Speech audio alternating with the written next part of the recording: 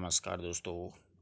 वैसे तो देखिएगा, विद्या संबल योजना के बारे में मैंने आपको आज से 7-8 दिन पहले बता दिया था।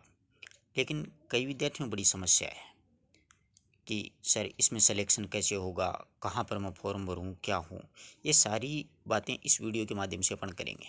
तो सबसे पहले देखिएगा कि दिनांक 1 नवंबर 2022 को विज्ञप्ति प्रकाशित होगी, यानी विज्ञापन आएगा। आगे बात समझ में।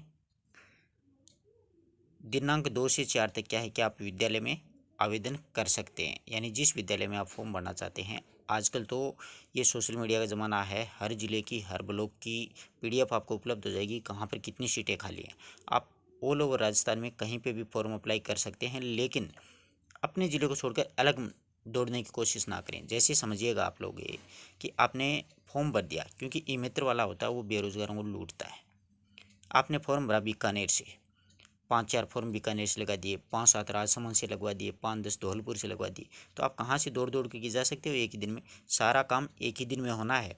अब देख लीजिएगा 7 तारीख को क्या है, वरीयता सूची बनाना अस्थायी एवं जारी करना होगा। यानी 7 तारीख को आपकी वरीयता सूची जारी हो जाएगी और 11 तारीख को क्या है कि आपके मूल दस्तावेजों को जमा हो जाएंगे। अंतिम वरीयता हो 10 तारीख को चस्पा कर दी जाएगी, जो सूचना पट होता है विद्यालय का। तो आप अपने ब्लॉक स्तर में जितनी स्कूलें हैं वहाँ पर जो रिक्त पद हैं वहाँ पर अप्लाई करें, ताकि आप अपने नज़दीकी जो क्षेत्र है वहाँ पर पहुँच सकें। अगर नहीं पहुँच पाओगे तो कोई मतलब नहीं है उस चीज़ का।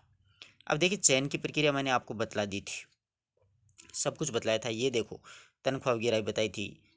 यानी लेवल प्रथम और द्वितीय लेवल जो भी है ना, उनको 21,000 रुपये मिलेंगे। ये तब मिलेंगे जब आप पूरे दिन काम करोगे, अन्यथा नहीं मिलेंगे। अन्यथा 300 रुपये पर कालांश के हैं। और वरिष्ठ अध्यापक को 25,000 हैं, प्राध्यापक को 30,000 रुपये हैं। प्रयोगशाला सहायक को 21,000 हैं, शारीरिक शिक्षक है उसको दिए जाएंगे 21,000। ये सैलरी है, ये पूरे महीने की।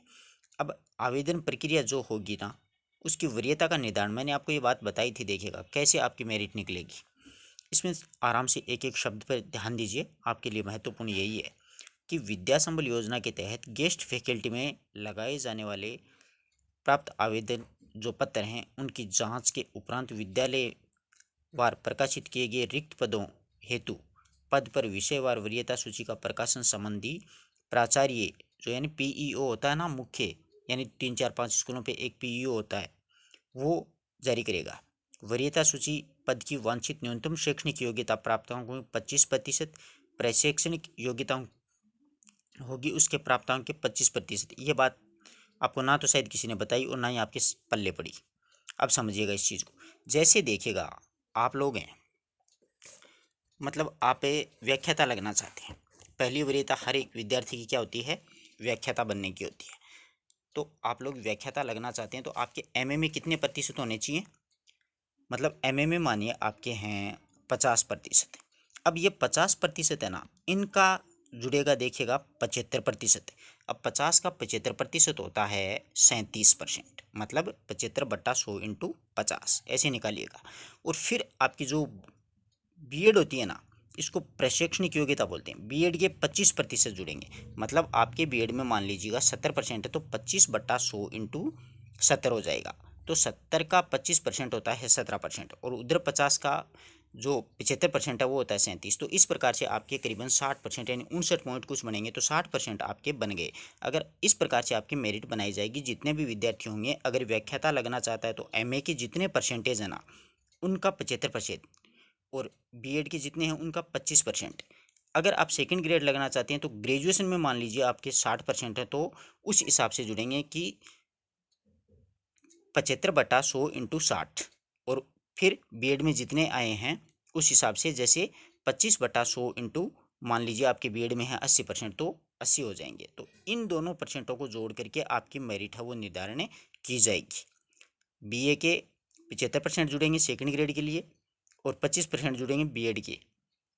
और अगर व्याख्याता लगना चाहते हो तो एमए के 75% जुड़ेंगे और बीएड के 25%। अगर आप लेवल फर्स्ट में लगना चाहते हैं तो बीएसटीसी में 12वीं के 75% जुड़ेंगे और बीएसटीसी के 25%। ये इतनी सी गणित है, और कोई ज़्यादा इसमें गणित लगाने की कोई आवश्यकता नहीं है। और फिर आपका क्या होगा, चयन होगा। अब भी एक समस्या और है, समान अंक होते हैं कई की बार।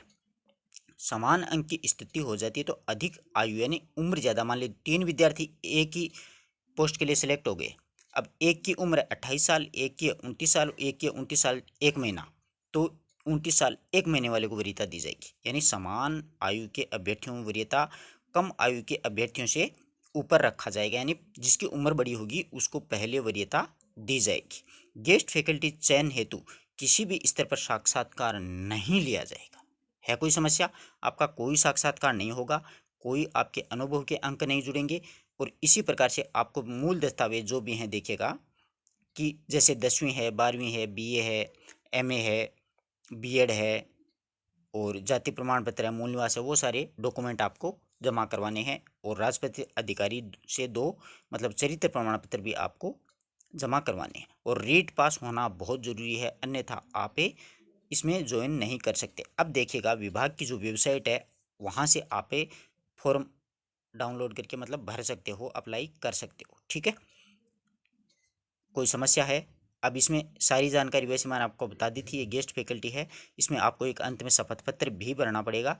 अब ये देख लीजिएगा, इसमें दे रखा है ना कक्षा 1 से 8 तक के लिए, एक कालांश लोगे तो 300 रुपये, 4-5 कालांश आते हैं तो आपकी सैलरी 21,000 होगी। वरिष्ठ अध्यापक को 350 रुपये, 25,000 पूरे दिन के। फिर व्याख्याता के लिए 400 रुपये, पूरे दिन के 30,000। प्रयोगशाला सहायक के 300, 21,000। वही शारीरिक शिक्षक के 21,000। ऐसे हैं। ठीक है, अगर किसी विद्यार्थी की कोई समस्या हो तो आप लोग पूछ सकते हो। देखो सारी जानकारी आपको मिल गई है। 2 से 4 नवंबर तक आप अपने क्षेत्र में क्या है फॉर्म अप्लाई करें, ताकि आप आराम से पहुंच सकें, इधर उधर भागने की कोशिश ना करें। हालांकि पूरा राजस्थान ओपन है, आप आराम से फॉर्म अप्लाई कर सकते हो। मान लीजिए आपकी कोई मान लो जान पहचान का हो सिरोही में, तो आप जो वहाँ पे फॉर्म अप्लाई कर सकते हो। है कोई समस्या? अब ये आवेदन आपको सब कुछ दिखा रहा हूँ। आवेदक का नाम बिल्कुल साधारण है, फ़ोटो लगानी है, आवेदक का नाम, पिता का नाम, और जिस विद्यालय में वहाँ पर फिर किस पद पे हो, जैसे व्याख्याता, वरिष्ठ अध्यापक, या लेवल 2 या लेवल फर्स्ट, कौन सी तिथि, जन्म तिथि। अब योग्यता देखिएगा, अब यहाँ पर सारी की सारी जानकारी एक साथ मिल रही है अपन को। माध्यमिक किस वर्ष में की, कितने %, उच्च माध्यमिक 12वीं, स्नातक, अधिस्नातक मतलब एमए, बीएड या फिर बीएसटीसी, फिर रीट उत्तीर्ण किस वर्ष में की, कितने % आए, वो सारी बात। निवास स्थायी पता, वर्तमान पता, ये तो नॉर्मल सी बातें हैं। मोबाइल नंबर तो आजकल होने बहुत ज़रूरी है, वरना तो पढ़ाई अधूरी है, तो ये डालने ज़रूरी हैं। जाति प्रमाण पत्र वगैरह, विकलांग का, मूल निवास, चरित्र प्रमाण पत्र 2 राजपत्रित अधिकारियों के द्वारा प्रदत्त, सारी बातें होगी। है कोई समस्या?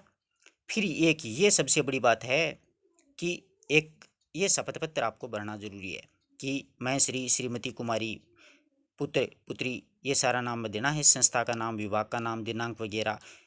ये है मैं कि मैंने इस विभाग में संस्था के द्वारा जारी विज्ञापन दिनांक क्रम संख्या इतनी में आवेदन प्रस्तुत किया है, तथा मैंने विज्ञापन में वर्णित सभी शर्तों को बहुत अच्छी तरह से समझ लिया है, पढ़ लिया है, और उन सभी शर्तों का पालन हेतु मैं वचनबद्ध रहूँगा। आप कोई भी ज़बरदस्ती नहीं कर सकते कि हमें स्थायी करो, ऐसा कोई लफड़ा नहीं रखा है सरकार ने। यह है कि मैं राजस्थान सरकार के द्वारा सामान्य और वित्तीय एवं लेखा नियम विभाग के क्रमांक संख्या इतने में ये सारी डिटेल लिखी हुई है, अच्छे से मैंने पढ़ लिया है, समझ लिया है।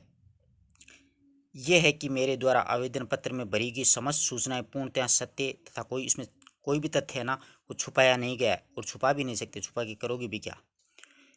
यह है कि मेरे द्वारा जमा किए गए शैक्षणिक प्रशिक्षण मूल अभिलेख दस्तावेज विभाग के द्वारा आलेखित हैं। यह पहचान पत्र आवेदन पत्र में अंकित न्यूनतम शैक्षणिक पात्रता परीक्षा में प्राप्तांक, निवास, जाति, विकलांग, भूतपूर्व सैनिक वगैरह जो आप प्रमाण पत्र लगाते हैं ना, वो सारी बातें हैं। यह है कि मेरे द्वारा प्रस्तुत किए गए समस्त मूल अभिलेख, अन्य सूचनाएं यदि जांच के दौरान कुछ चरित्र फर्जी तथा गलत पाई जाती हैं तो मुझे गेस्ट फैकल्टी से नियुक्ति मतलब निर्मुक्त कर दिया जाएगा। पद मुक्त हो जाता है ना, वो हटा दिया जाएगा। जिला स्तरीय समिति में एलिमेंट ने निर्मुक्त करते हुए मेरे विरुद्ध नियमानुसार विधिक यानी कानूनी कार्रवाई स्वीकार करूंगी या करूंगा होगी, जिसके लिए किसी भी न्यायालय में वाद दायर नहीं करूंगा या करूंगी। यदि मुझे कोई हटाता है तो मैं कोई मतलब वाद वगैरह नहीं। यह है कि मैं कार्य निष्पादन के दौरान निर्धारित उच्च मानदंडों के अनुसार अपनी सेवाएं प्रदान करूंगा करूंगी, तथा यदि मैं उसका उल्लंघन करता हूं करती हूं तो एक तरफा कार्रवाई हेतु स्वतंत्र अधिकृत होगी, यानी सरकार है वो कार्रवाई कर सकती है, कोई गलत कदम उठाए तो मुझे हटा सकती है। ये मतलब शपथ पत्र बनना है, नॉर्मल सा फॉर्म है। आप वेबसाइट आपको बताई दी है, वहाँ से फॉर्म अप्लाई कर सकते हो। अब बस मेन समस्या आपको यही थी कि इसमें मेरिट कैसे बनेगी, कहाँ कहाँ फॉर्म भरूँ, कहीं पे भी भरो पर नज़दीक में भरो अपने। और ये वेबसाइट है, आप यहाँ से फॉर्म भर सकते हो, ठीक है। कोई समस्या नहीं होनी चाहिए कि किस प्रकार से मेरिट बनेगी, क्या बनेगी। और इसका एक ये भी दे रखा है कि अध्यक्ष वगैरह कौन है, वो और बता देता हूँ। वो अपन ने वैसे पिछली वीडियो में देखिए किया था। जिला शिक्षा अधिकारी है वो अध्यक्ष होगा, और जिला शिक्षा कार्यकारी मुख्यालय माध्यमिक शिक्षा ये सदस्य होंगे, और ये प्रारंभिक शिक्षा ये भी सदस्य होगा, और संबंधित ब्लॉक का मुख्य ब्लॉक शिक्षा अधिकारी भी सदस्य होगा। ये मतलब मुख्य सदस्य होंगे इस समिति के, ठीक है। अगर कोई समस्या हो तो पूछ सकते हो। और चयन की जो प्रक्रिया थी वो आपकी सोल्व कर दी है। इस प्रकार से 75 और 25 का आंकड़ा होगा, इन दोनों को जोड़ करके आपकी मेरिट बनेगी, फिर आपकी 11 तारीख तक आपको ज्वाइनिंग मिल जाएगी। धन्यवाद दोस्तों, अपने मित्रों तक भी इस बात को शेयर कर देना। वैसे ई मित्र पर आप जाओगे तो अपने तरीके से फॉर्म अप्लाई कीजिएगा। ये नहीं है कि ई मित्र वाला आपको बोले कि 10 फॉर्म भर दे, 20 भर दे, इसमें कोई मतलब नहीं है, ठीक है। धन्यवाद।